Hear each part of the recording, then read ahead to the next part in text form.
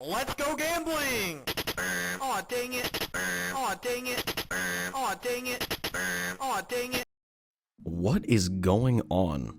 Like, honestly, I have tried to think of anything else to talk about the last couple months. I even put out a video talking about something I genuinely wanted to, and it did okay for a channel of my size, so thanks for watching that if you did. But like, man, I just can't escape this. Nobody can. The last 2 months have just been complete YouTube Armageddon. The literal face of YouTube, MrBeast, is getting ripped to shreds the last couple weeks. And honestly, rightfully so if everything he's being accused of is actually true. And given the response from his team, yeah, it's looking like it all is. So in case you're a little behind on all of the news, here's a little recap. See this person? This is Chris Tyson, or Ava Tyson if you're feeling progressive. Crava here seems to maybe like kids. I mean, I like kids. They're goofy, kinda dumb, and are just kinda like little people. That's hilarious. But Crava here, Crava likes kids. Get ready for a hot take, everybody. But that isn't okay. That is a no-no. We don't do that here. Okay, time to drop the goofy vibe. This is actually kinda serious. Crava is, or more accurately was, a big part of MrBeast's crew. Ever since Crava, okay, I can't keep saying that, I'm just gonna say Chris. Ever since Chris's controversy, the two have parted ways, but the damage was done. The controversy caused people to start taking a closer look at MrBeast. Did he know about this? Was he involved in any way? We didn't really know. Then a huge video dropped from an ex-MrBeast employee.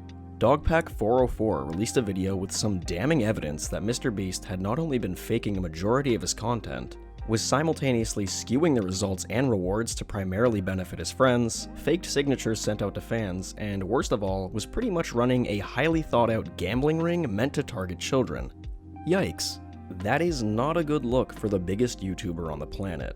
That's bad for the platform, and subsequently all the other people on it.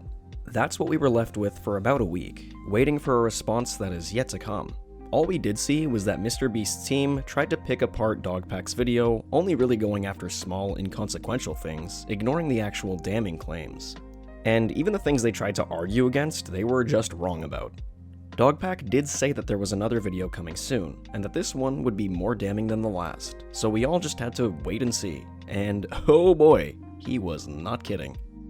Hey, if you find you're enjoying the video, please don't forget to subscribe. We are getting so close to 10,000 subscribers. I think we can do it within the next month and a half, so I need you to prove me right. Thank you. If not for me, do it for Melly.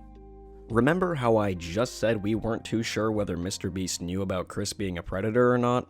Well, if everything Dogpack laid out in this most recent video is true, then we need wonder no more. There is a lot of bad stuff to unpack in this video, but arguably the most messed up thing revealed in it is that MrBeast knowingly let a registered offender work for him. And not only work for him, but actually appear in videos. In every video this guy appears in, his face is quite literally covered behind a mask, which is just very strange.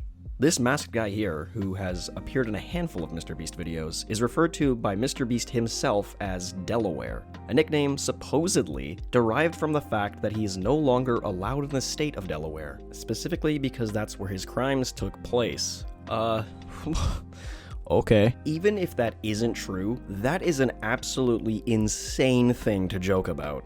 The fact alone that Jimmy himself is referring to him by this nickname is already pretty suspicious, but it's made worse when you realize that it's pretty much Jimmy's job to make sure he knows who's working under him. And especially if that person is going to appear in his videos. Jimmy knows his audience is 90% children, so for him to let this person be a part of his team in any way is horrendous.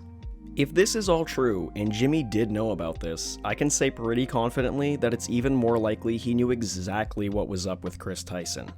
I've heard people make the argument that Jimmy knew but couldn't or wouldn't fire Chris for controversial reasons, with Chris being trans. But I think it's more likely that Jimmy simply felt Chris knew too much. SunnyV2 really hit the nail on the head with his prediction of how much of an issue Chris would become, and while I have my own small issue with SunnyV2, I can give him full credit for that prediction. Somehow, that isn't even everything covered in this video. The same person who brought up the Delaware situation was actually himself a contestant, and his story of what it's like being a part of a MrBeast challenge is pretty awful. Jake here was a part of the 100 Days in Solitary Confinement Challenge, and the conditions and treatment he faced at the hands of MrBeast were apparently so bad that they may just have violated the Geneva Conventions a little bit. During his time in the challenge, the lights were not allowed to be turned off at all, even after he requested, because the lights were preventing him from getting proper sleep, messing up his REM cycle, and generally messing up his health a bit. Jake even says that he thinks his sleep got so badly messed up during the challenge that it ended up leading to his insomnia diagnosis shortly after. On top of that, the smell of the actual room was pretty horrendous due to a poorly maintained ice cream machine, as well as the fact that the set itself was freshly painted, meaning he was locked in a room filled with paint fumes, so that isn't good. Yet it didn't even end there, as he also had a hot tub that had no filtration system attached to it, and supposedly started to stink after only a couple of days. Arguably the worst thing Jake had to do was run a marathon on a treadmill he had in the room. The MrBeast team, let's just say, strongly encouraged him to get on the treadmill and run 22 kilometers. That's about 13.5 miles to my American friends. Now, for those of you who don't know, people who actually run marathons train for months beforehand, so getting someone who's not in the best shape to just get on a treadmill and expect them to do just that is insane, and ended up giving Jake really bad blisters and scars on his feet. He was straight up bleeding from it. And to add insult to injury, MrBeast had Jake at the end of the video say thank you into the camera for finally being able to pay off his student loans with the money he got from the challenge. That is actually crazy. This dude was borderline tortured and had to thank them for it. So, you're gonna suffer, but you're gonna be happy about it. Actually wild. Dogpack isn't done just yet. He has one more video coming out likely within the next week, and it is reportedly covering a lot of sexual misconduct going on within the company, and man, I have no idea how MrBeast's crew will be able to sweep that under the rug.